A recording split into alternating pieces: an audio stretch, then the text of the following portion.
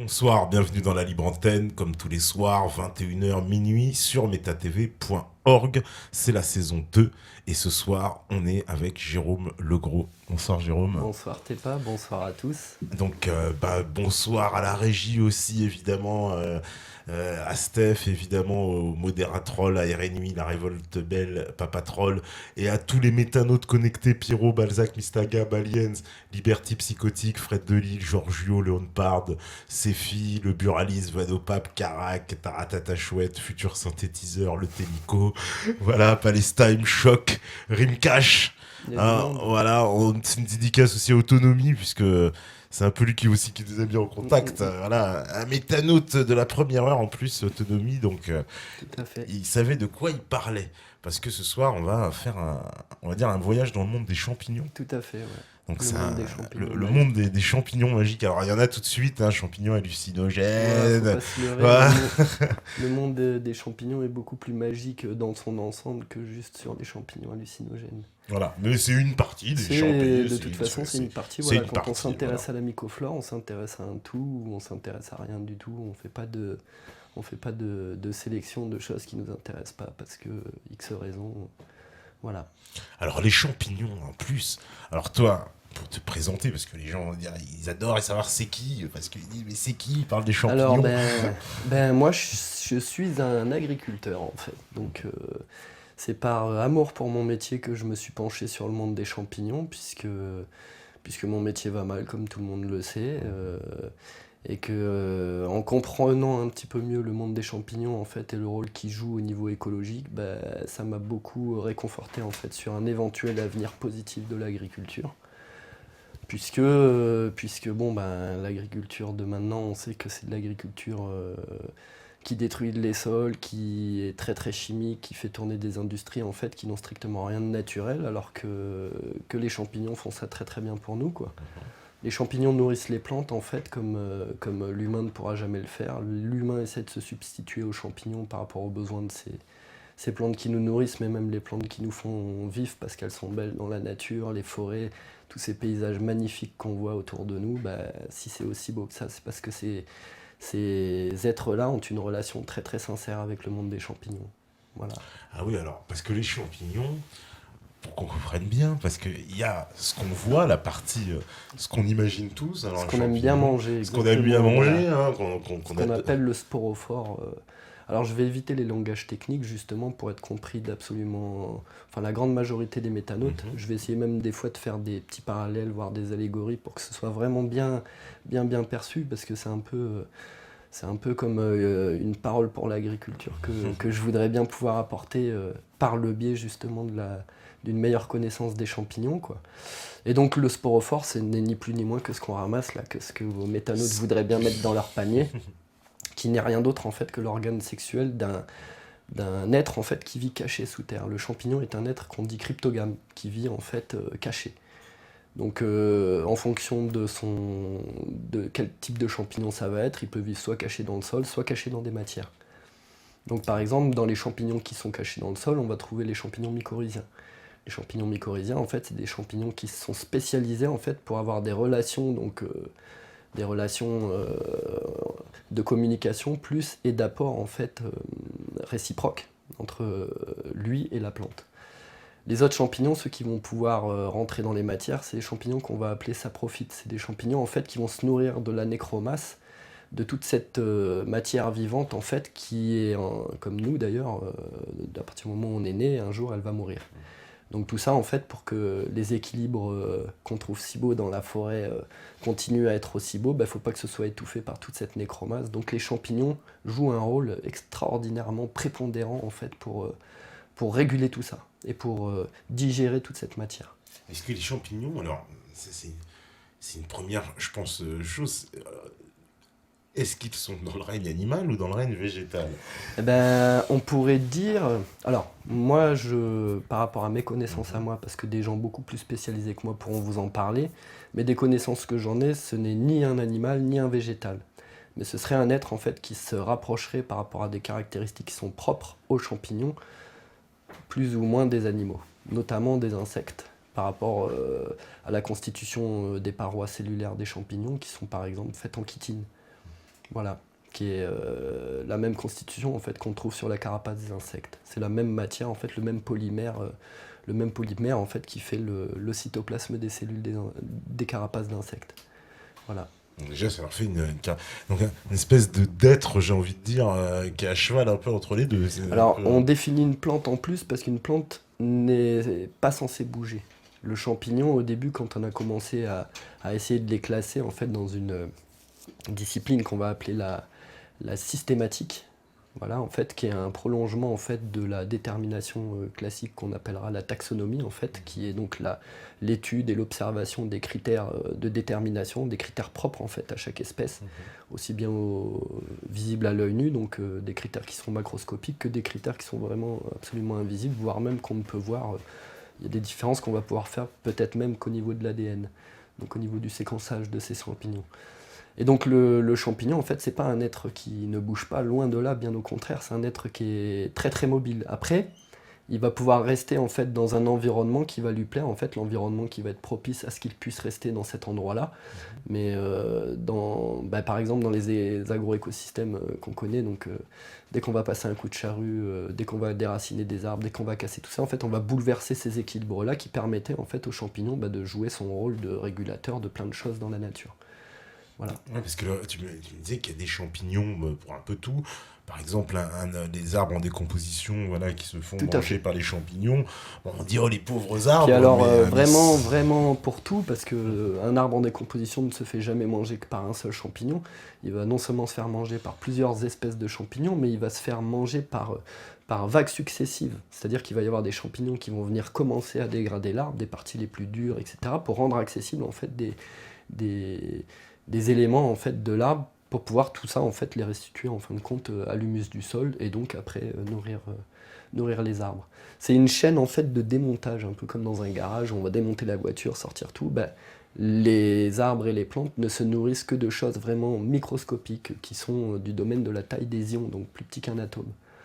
C'est d'ailleurs en ça que l'humain reproduit très très mal en fait le service écologique rendu par les champignons en nourrissant les plantes, puisque l'agriculture classique, moi je suis agriculteur donc je sais de quoi je parle, s'évertue en fait à nourrir les champignons à base de 3 éléments, donc N, P, K, et qui sont des éléments en fait qui ne permettront à la plante que de grandir et de grossir. Alors NPK pour expliciter. Alors c'est nitrate, potasse et phosphore. Nitrate, potasse, phosphore. Donc ça veut dire que la plupart des engrais sont à base de ces... Sont à base de ça. Après, maintenant, les nouveaux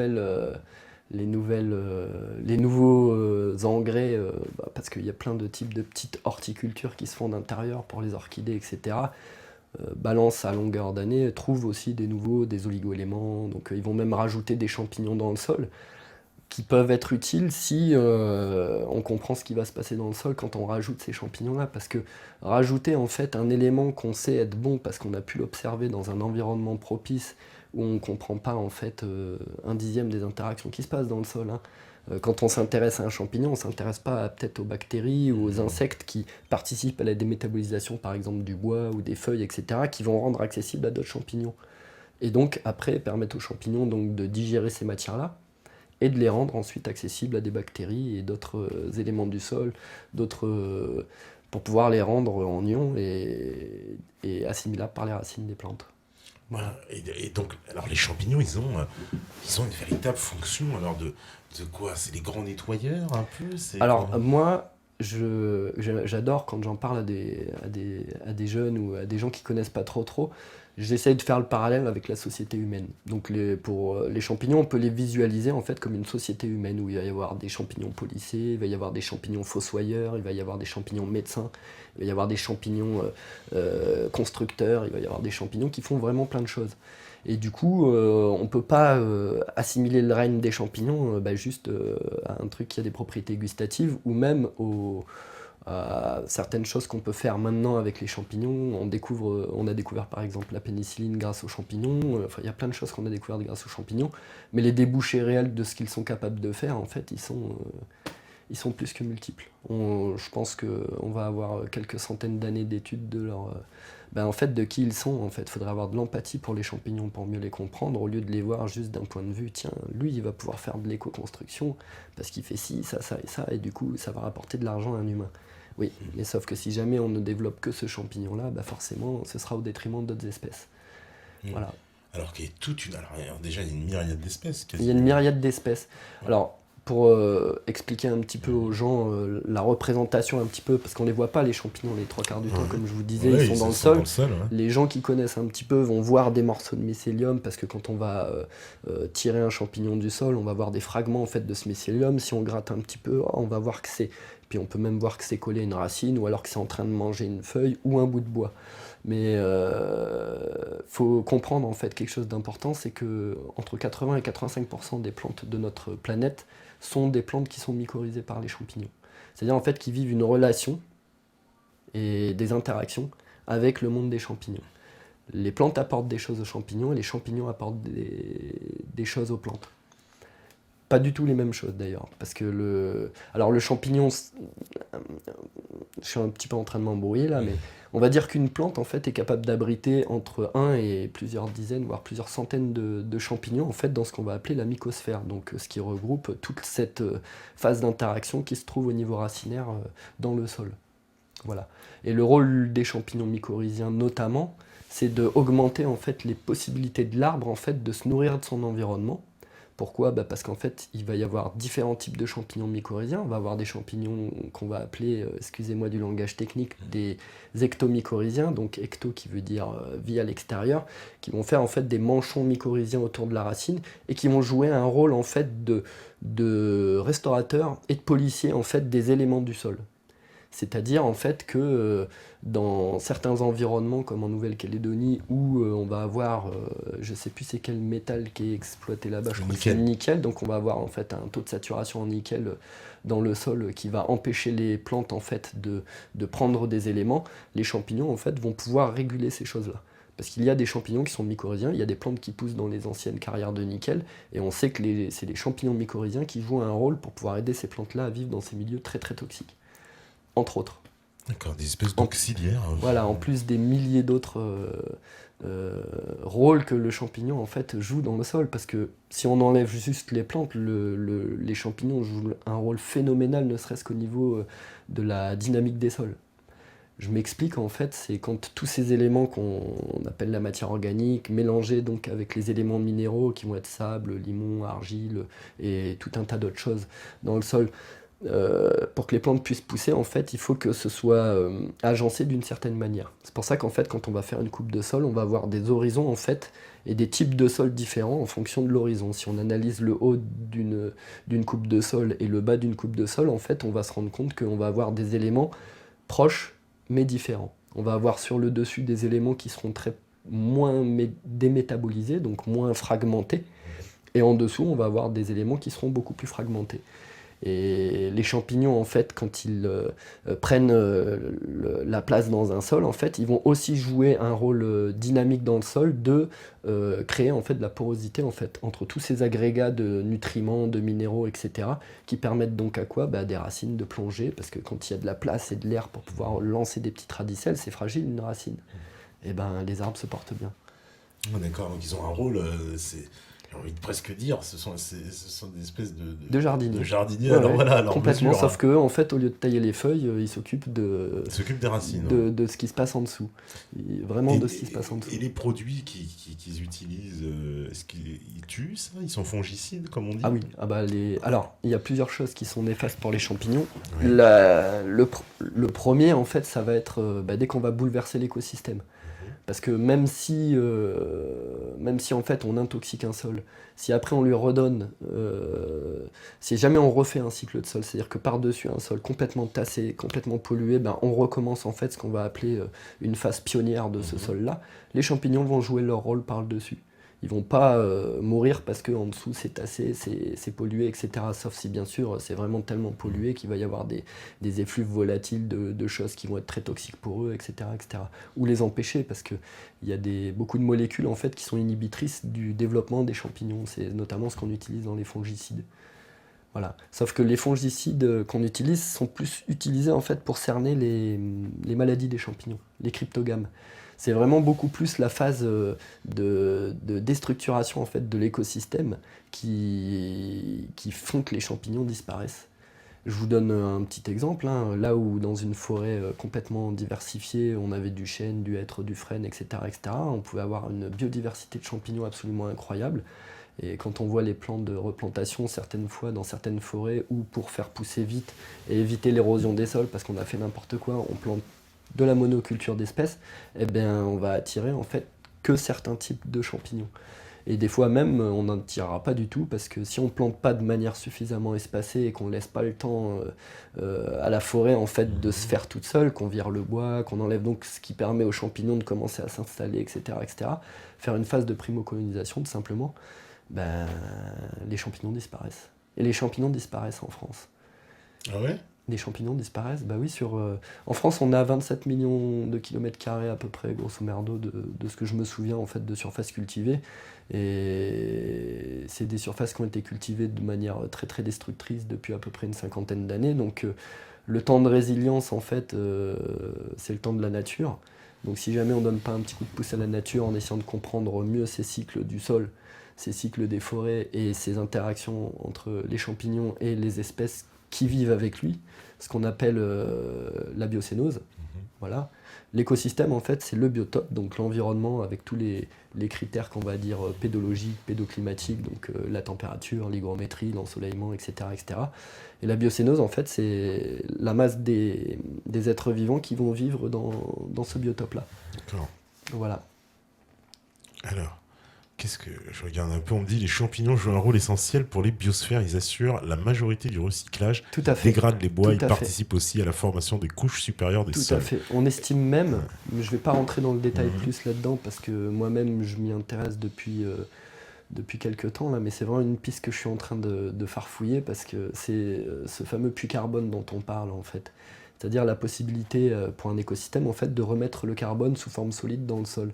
Les champignons jouent quasiment un tiers de ce rôle-là sur la planète. C'est scientifiquement établi. Les arbres tout seuls en fait, ne pourront pas recycler le carbone de l'atmosphère comme on en balance continuellement et qu'on continuera à en balancer, parce qu'il faut comprendre un truc, c'est que ce carbone qu'on balance dans l'atmosphère, en fait, ça vient des hydrocarbures. Et les hydrocarbures, en fait, c'est quoi? C'est de la matière organique qui a été fossilisée il y a quelques millions, voire milliards d'années, et que maintenant on ressort au niveau de la surface, et puis qu'on pulvérise un petit peu partout, n'importe comment, quoi. Donc oui, les champignons, en fait, jouent un rôle prépondérant, en fait, dans tout ce qui est histoire de décontamination. Parce qu'après, si on va chercher un petit peu loin dans la théorisation, parce que le problème qu'on a avec les champignons, en fait, c'est qu'on n'a pas beaucoup de traces fossiles de ces êtres-là, de par leur constitution physique. C'est des êtres qui contiennent tellement d'eau, en fait, qu'ils supportent très très mal la fossilisation. Mais on peut imaginer, de par les fonctions qu'on connaît des champignons maintenant, en fait, qu'ils ont participé en fait, à une énorme partie de la dépollution des matières qu'il y avait dans l'atmosphère avant que les plantes supérieures s'installent, sous la forme alors les bactéries, des champignons sous forme de lichens, associés avec des talophytes comme les algues, les mousses, etc. Et ça veut dire en fait qu'ils pourraient faire quelque chose pour nous maintenant si on les regardait un petit peu sur cet angle-là, quoi. Mais c'est-à-dire que ça se présente comment? C'est-à-dire, c'est quoi? C'est une race, une espèce de Un race? champignon, alors le champignon, c'est un amas de cellules en fait, qu'on va appeler lymphe. C'est un fil en fait qui va se trouver dans le sol et qui va se reproduire à l'infini en fait, jusqu'à former par exemple le carpophore. En fait, c'est juste un agglomérat de ces hyphes là qui prend la forme d'un carpophore. Voilà, c'est pas un organe spécifique comme le fruit qui est différent en fait de la matière du bois de la branche. C'est exactement la même matière en fait que l'hyphe de champignon. Le champignon, on l'appelle le champignon lui-même, en fait, c'est l'hyphe, ce filament blanc qu'on voit dans le sol ou dans la matière. On voit souvent quand on soulève une feuille, parce qu'il se met dessous la feuille et non pas au-dessus. Pourquoi? Parce qu'il y a l'environnement propice juste dessous la feuille, l'humidité, l'ombre et les nutriments. Donc lui, il va vivre ici pour pouvoir se protéger. Donc ça veut dire, ce qui pousse, donc tu me disais, c'est l'organe sexuel, mais ils se reproduisent comment alors? C'est quoi? Ils se reproduisent de deux manières, donc de deux voire même trois manières en fait. Donc les champignons vont se reproduire de manière sexuée ou asexuée. Asexuée, en fait, c'est on prend un morceau de mycélium. Moi, c'est ce que je fais quand je vais mettre ça dans mes composts de BRF, avant de les mettre ensuite dans mes cultures. C'est-à-dire qu'en fait, je vais prendre un inoculum de mycélium et je vais le mettre dans l'environnement qui le concerne, avec la matière organique qui le concerne. Si par exemple c'est un saprophyte du bois qui va aimer la lignine et la cellulose, sur le BRF c'est super. La pleurote par exemple fait ça très très bien. La colibri à pied velouté aussi peut le faire.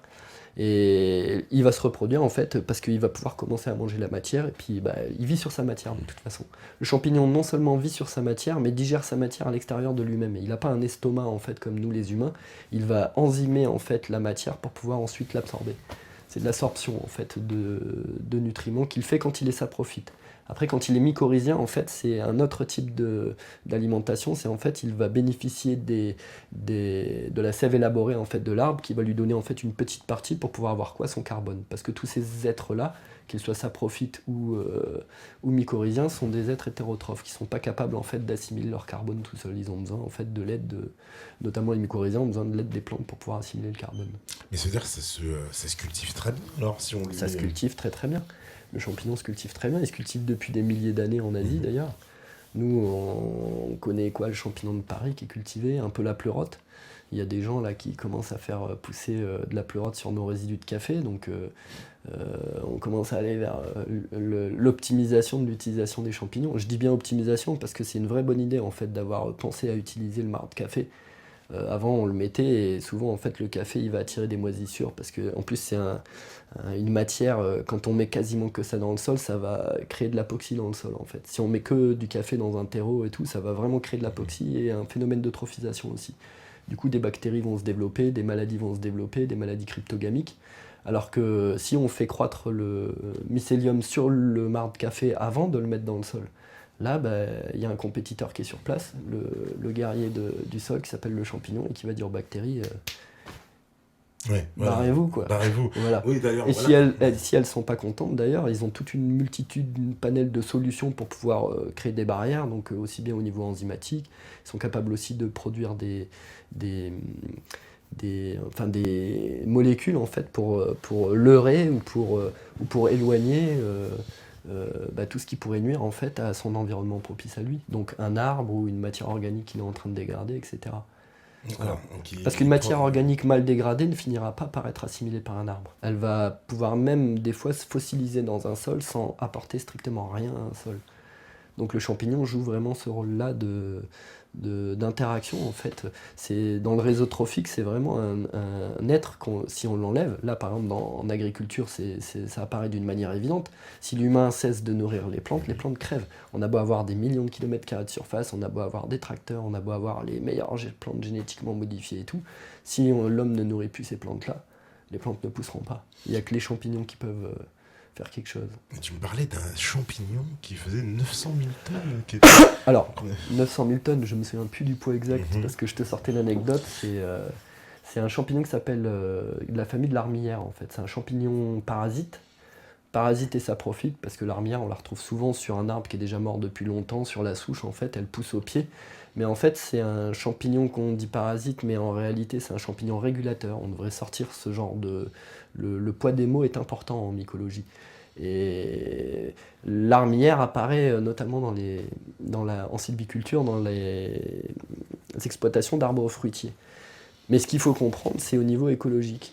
Dans la nature, il est très très rare de voir 60 hectares avec que du pommier, rien d'autre au pied.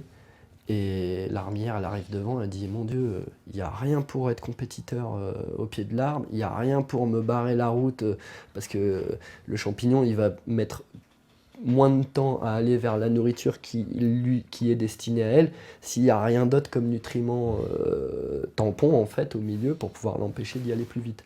Du coup, l'armillère, elle se dit, chouette, c'est McDo, c'est McDo ce truc-là. En plus, le gars, il fait des variétés qui ont été sélectionnées pour satisfaire les besoins de production de l'homme. Donc, c'est pas des plantes qui se sont naturellement adaptées à résister à des agressions, etc. Donc, elles n'ont pas de langage de communication, en plus, avec les champignons, enfin beaucoup moins en tout cas. Elles n'ont pas un langage de communication que les champignons savent reconnaître comme étant un langage de communication propre à ce qu'il est capable de comprendre dans les écosystèmes. La communication entre les plantes et les champignons se fait de manière hormonale. Voilà. Elles échangent leurs hormones ou c'est quoi? C'est des hormones en fait, comme nous en fait, c'est de la physiologie. On va pouvoir parler d'ailleurs au niveau de ces interactions, je pense, moi j'aimerais bien qu'on utilise ce mot-là parce que je le trouve chouette, de physiologie du sol, de langage de communication entre les champignons et les plantes. Et en fait, pour faire un exemple tout simple, il y a une hormone qui est produite au niveau du système racinaire des plantes qui s'appelle la strigolactone.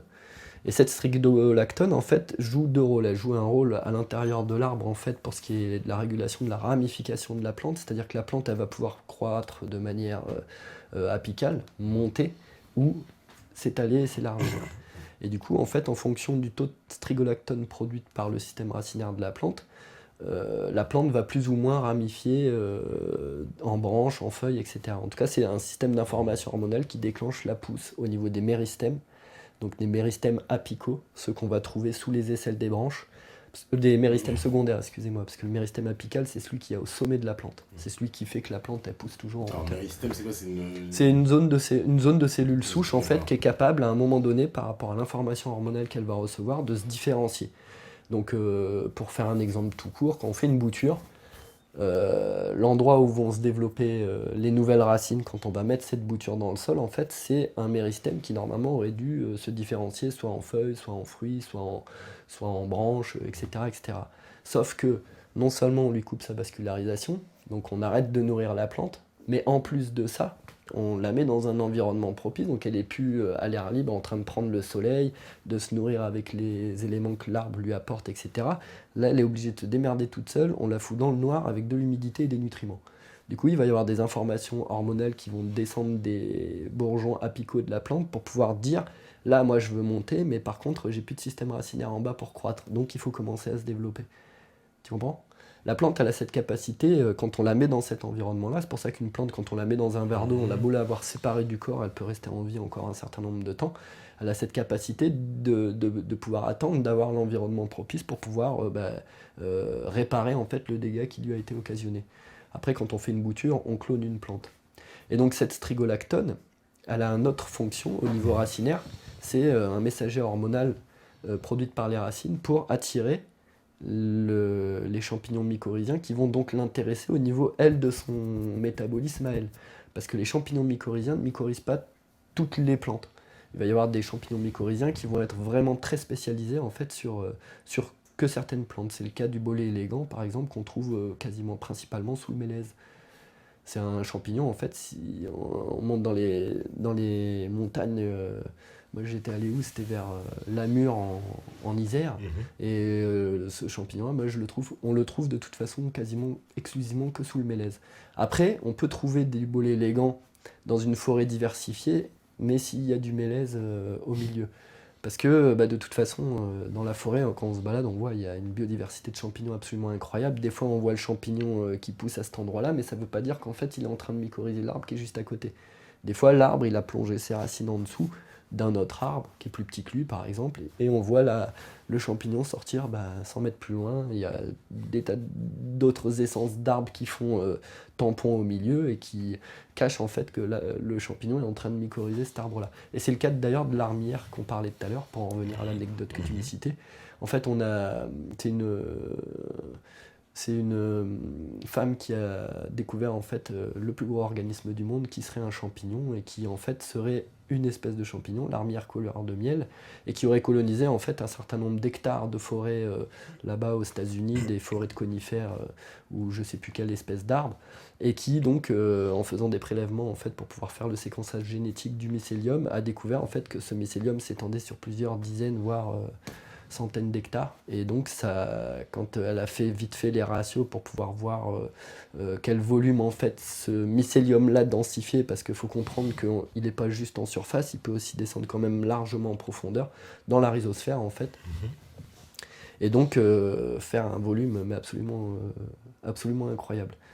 Et du coup, pour symboliser ça d'ailleurs, ils ont fait une photo montage d'une armière en fait, à la taille qu'elle ferait si jamais tous ces ifs-là étaient constitués en carpophore, donc en organe de récolte. Carpophore, ça s'appelle. Voilà. On va prendre l'organe qu'on récolte. Le vocabulaire ce soir. Alors, carpophore, c'est un nom ancien, puisque maintenant on dit le sporophore. Voilà. Mais on peut dire aussi le champignon. Les gens s'y C'est retrouvent mieux. accepté, les Ouais, deux. complètement. De toute façon, il n'y a que les mycologues qui sont aptes à dire si un mot comme ça est valable ou pas valable. Donc allez vous renseigner auprès des mycologues. Eux, ils peuvent vous dire si le langage que vous utilisez est le bon. Alors, on me demande si les organismes vivants simples comme les champignons sont aussi résistants et viables sur des centaines et des centaines, ou voire des millions d'années. Qu'est-ce qui justifie l'existence des êtres vivants complexes comme les humains?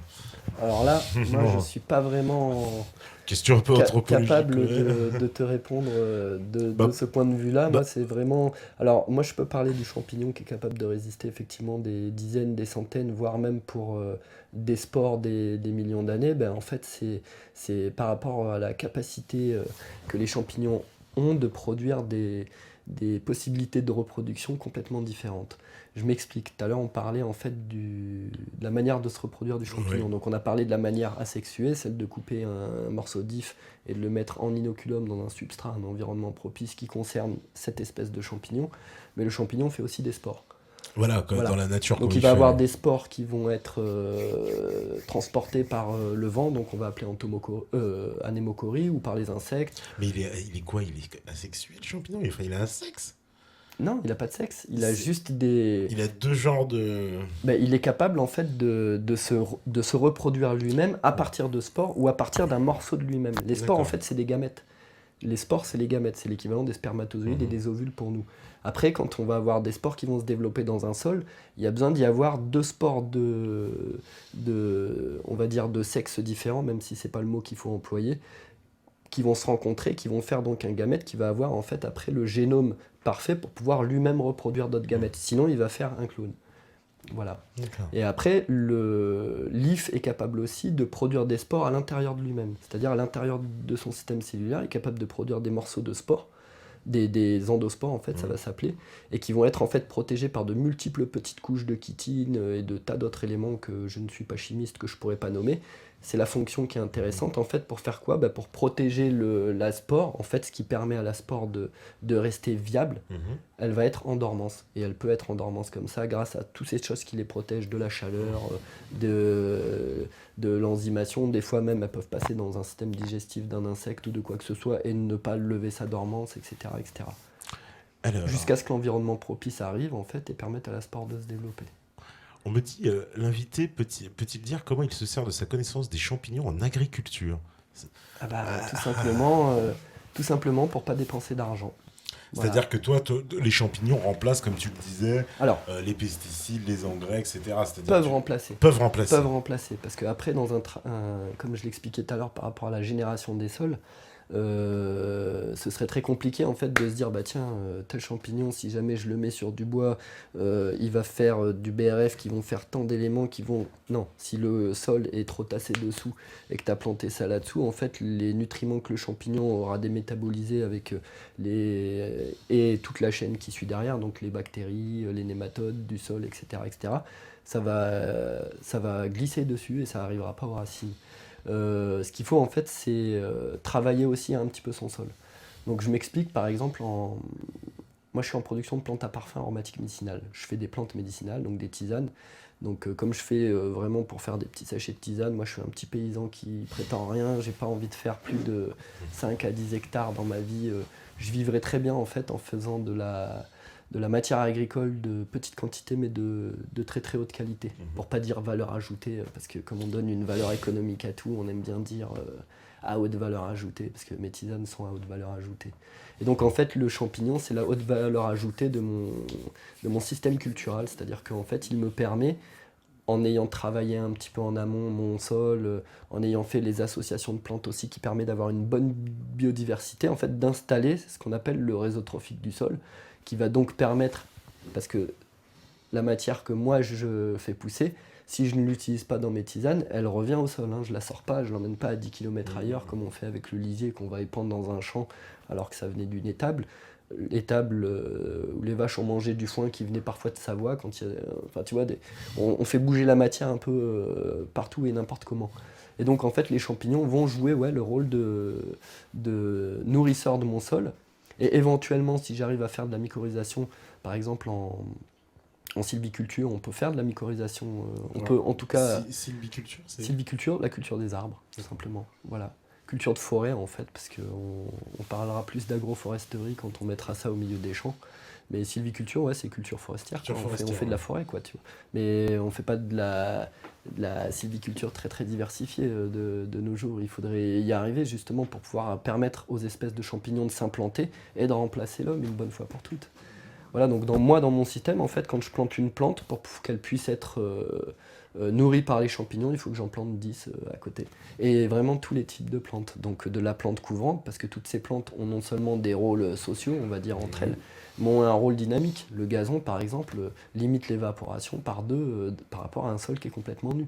Pareil, des plantes qui sont plantées comme des aiguilles dans un sol, bah, ça fait de la porosité dans le sol. Donc les éléments, au lieu de naviguer en surface, ils vont rentrer grâce aux trous faits par les plantes qui vivent. Leur système est fasciculé en plus pour les plantes couvrantes. Donc elles vont l'éparpiller un petit peu partout dans les interstices du sol. Et après permettre au système racinaire, aux champignons de les capter et de les rendre assimilables en fait. Parce que les champignons, ils ont, c'est vrai, des particularités assez incroyables. Moi, j'ai une anecdote où je me rappelle d'avoir visité une cave à vin Ouais. qui était couverte de champignons. Hein. Donc, dédicace d'ailleurs à Edouard Claire. Et ceux qui ont vu la vidéo du Métatour, ils savent de quoi je parle, puisque tout ça, voilà, c'était dans le reportage. La maison de l'horreur. Voilà. Ah bah, pour un jeune urbain parisien, oui, ça peut. Ça doit être impressionnant. Ça doit être à faire peur. Maintenant, bon, il nous a assuré qu'il n'y avait absolument évidemment aucun danger. Mais c'est vrai que c'est impressionnant de voir cette chambre couverte de champignons, mais de partout. Les champignons sont partout de toute façon. Mm. Ce qui fait que les champignons ne sont pas là, c'est si on a créé des environnements qui ne sont pas propices à ce qu'ils puissent s'installer. C'est pour ça qu'on aseptise tout, qu'on stérilise tout. Tout à fait. Et lui, ce qu'il nous disait, c'était ça qui était très important. Il disait que justement, mais ce qui confirme ce que tu disais il y a quelques instants, que dans cet environnement-là, en fait, les champignons en fait, prenaient tellement de place qu'il n'y a rien qui pouvait s'installer. Et qu'en fait, il disait, mais cet environnement, justement, pour leur cave, il n'y a pas plus sain. Parce qu'il disait justement, il dit, moi, si j'ai une bactérie, mais elle ne peut pas se développer, la bactérie. Il n'y a pas de place, comme tu dis. Le champignon a pris. Après, j'ai pas visité la cave. Il y a des moisissures aussi qui se mettent, des choses qui peuvent être très très toxiques dans des maisons qui pourrissent, par exemple.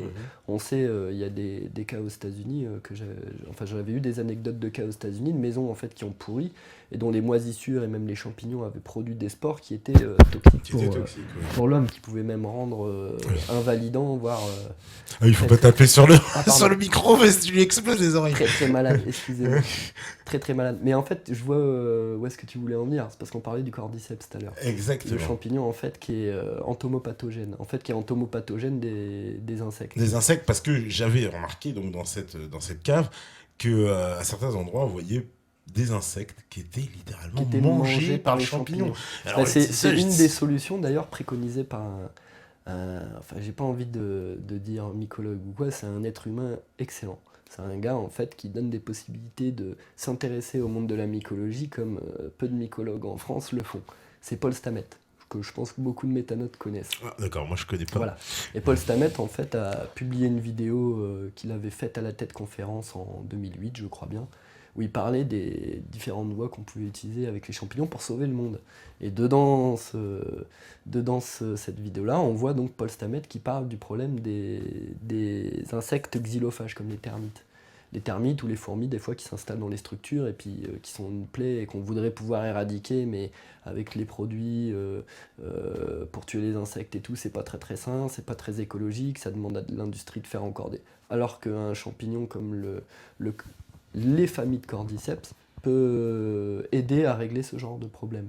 Donc après, il y a des critères qui font que ça marche ou que ça marche pas. Lui, il avait défini en fait que les fourmis, parce qu'elles sont pas connes, savent que ce champignon est toxique pour elles.